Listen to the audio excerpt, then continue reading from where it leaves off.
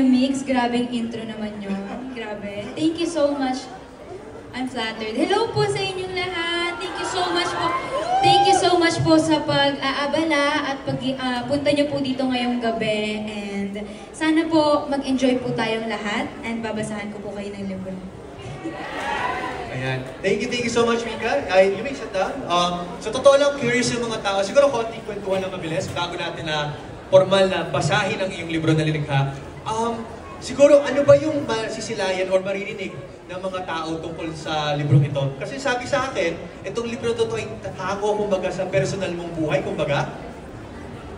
Itong libro po na ito ay about sa isang maliit na fairy or diwata.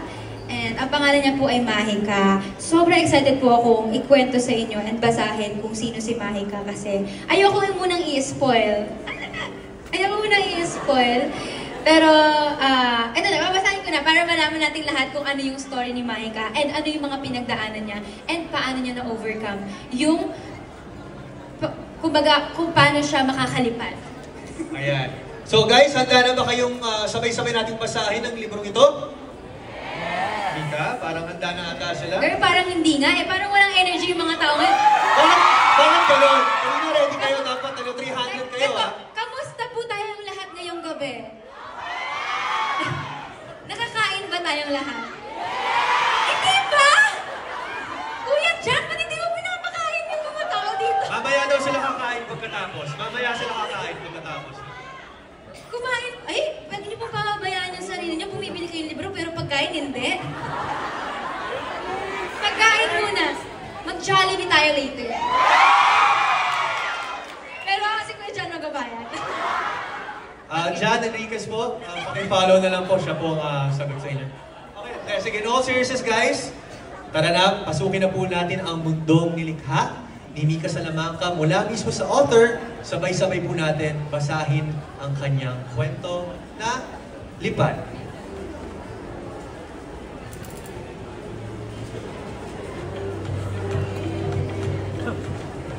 Okay. Kuya, lagyan natin ng music na parang enchanting, ganyan. Ganyan. Parang like ramdam na ramdam nila na parang nasa Enchanted Kingdom. Charot. Lipad. Kwento ni Mika Salamanca.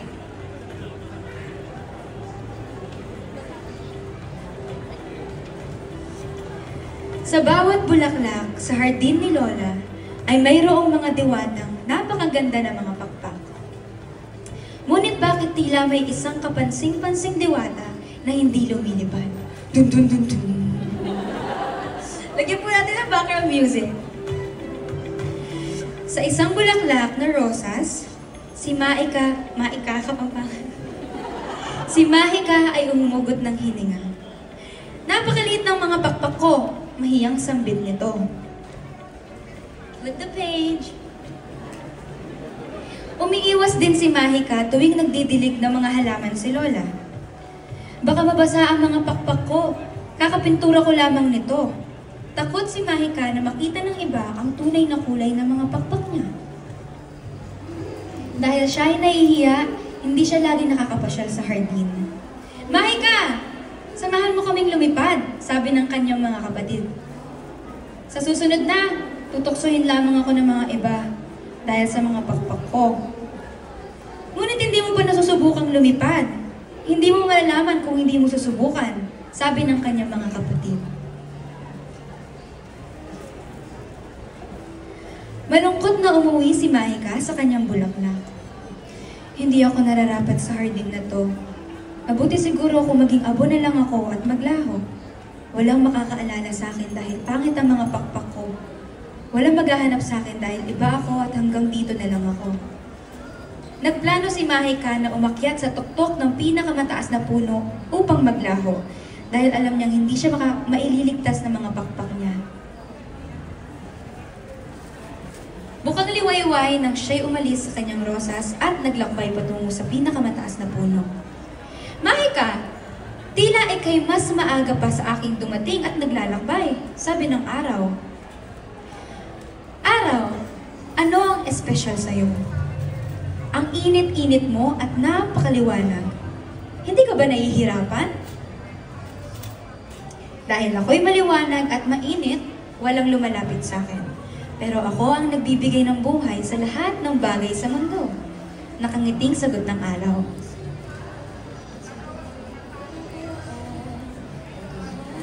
Ano ang espesyal sa iyo, langgam? Maliit ka at kaunti lamang ang kayang buhatin. Nagtatakang tanong ni Mahika. Maliit man ako ay matalino ako. Kaya kong buhatin lahat ng bagay sa mundo basta kasama ko ang pamilya ko. Matapang na sagot ni langgam. Eh ikaw, bubuyog, ano ang espesyal sa'yo? Tinatakbuhan ka ng mga bata sa tuwing dumarating ka. Ayaw nila sa'yo. Takot man ng iba sa hindi nila naiintindihan, hindi ibig sabihin ay ayaw nila sa akin. Tanggap ko kung sino ako at ang papel ko sa mundo. Ako ang nagpo-pollinate ng mga bulaklak na tinitirhan mo din.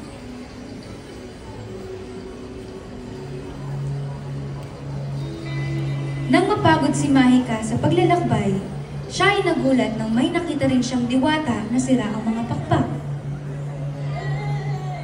Bakit ka narito? Saan ka patungo? Tanong ni Mahika. Magtutungo ako sa tuktok ng puno, sabi ng diwata. Naisip ni Mahika na marahil ay iisa lamang ang nais nilang gawin ng diwata. Wag! Napakaganda ng iyong mga pakpak! Naiiba sa lahat ng nakita ko. Wala itong katulad. Huwag mong tapusin ang paglipad mo dahil lamang sira ang mga ito. Nag-aalalang sinabi ni Mahika. At sino bang nagsabi na hindi ko tanggap kung sino ako?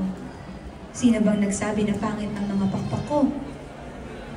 Pupunta ako sa tuktok upang makita ang buong hardin ni Lola kung saan nandun lahat ng iba't ibang uri ng ganda na sinasabi mo. Nakangiting sagot nito. Ha? Ngunit, iba ka, sambit ni Mahika. Lahat tayo ay magkakaiba. Nasubukan mo na bang lumipad at makita ang iba? Lahat tayo ay may kanya-kanyang katangian at ganda.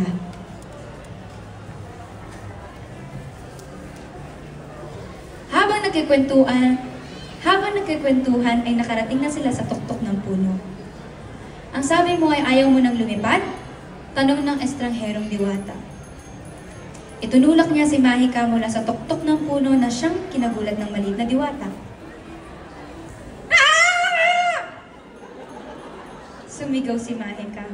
At hindi na malayan na ang mga pakpak niya ay inilipad na siya pataas at iniligtas.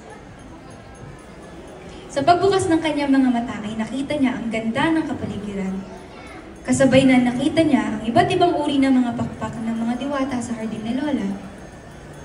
Lahat ay magkakaiba. Walang perpektong mga pakpak. Pero, bakit parang perpekto itong nasisilayan ko? Tanong ni Mahika. Masayang lumilipad si Mahika nang sambitin ng estrangherong diwata ang mga tagang hindi mo gustong maglaho. Gusto mo lamang na may makakita sa iyo at magsisimula yun sa iyo. Ano ang iyong pangalan? Tanong ni Mahika. Ako? Ako ang malakas na ikaw. Makikilala mo rin ako balang araw. Basta manatili ka lang sa paglipad.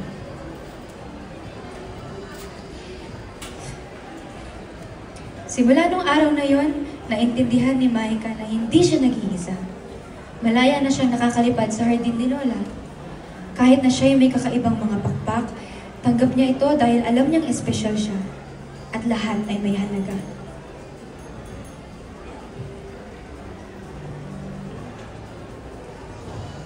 Naalala niya ang estrangherong diwata na nakilala niya at naisip kung ano kaya ang pangalan nito. Mahika. Mahika ang pangalan niya. At nakilala ko siya sa aking paglalakbay patungo sa tuktok upang magpahinga. Lipad.